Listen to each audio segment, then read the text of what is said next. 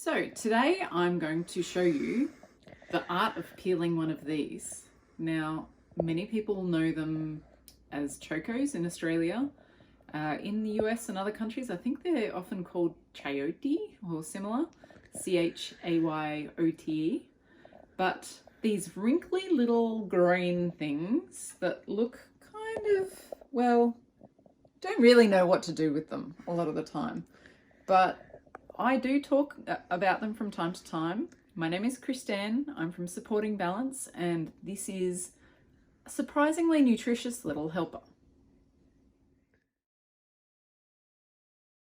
Okay, so now into the business of how to peel this funny looking thing. So I always start with peeling the easy to access parts.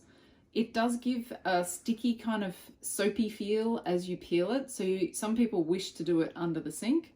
If I'm only doing one, I'll generally just do it and then wash my hands afterwards and it doesn't stick. Worst case, if the stuff from just under the skin sticks to your hands, just make sure that, it feels like it's peeling or whatever. It's just like if you get glue, the craft glue on your hands, you can just peel it off. So it won't hurt your skin at all. All right, so you peel something like this. Don't worry about the little ridges too much, but if you do it roughly like that,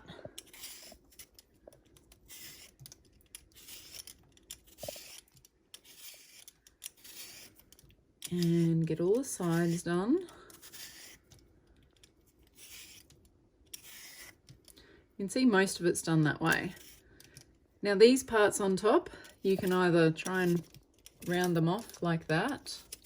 Sometimes I will do the next part first and then come back to that later. The base, again, this skin is not going to hurt you if it's in there.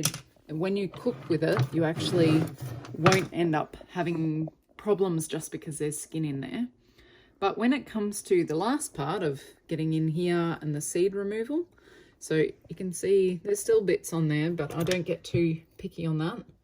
But I do find cutting it, oops, they can be a bit slippery, so beware. Cutting it in half is easier than to just remove the bit that on the tips, and you can often just slice that top part without then peeling half of the edges away, and just spot peel if you want to get those bits off. This is going into stock today, so I'm not too worried about that. And for that matter, because it's going into the stock, I'm not going to worry about the seed removal as such. But if you did want to remove the seeds, I'd just do it into quarters like that and use a paring knife to remove that. And then you've got it ready to go.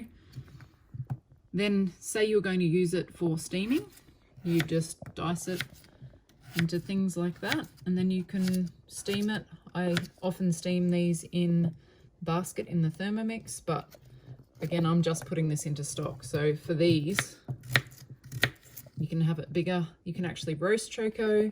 You can use choco like an apple and cook it into apple crumbles or into sweet dishes. It takes on the flavor of the things that it's around. So it's great for stews. It's great for bulking up things. It actually used to be said that these little mysterious green chunks actually were in McDonald's apple pies once upon a time. Who really knows? It's a cheap and easy way to do things. Well, cheap if you grow your own. They can be really expensive at the shops in Australia in the last couple of years, but many Australians, older Australians especially, remember chokos growing up on tanks and tank stands, and especially in grandparents' yards and that sort of thing. Who knows? But they're very versatile and they're quite nutritious. So good way to bulk things up, and again, find out if someone near you grows them and get them from them. Thank you for watching, and I'll see you another time.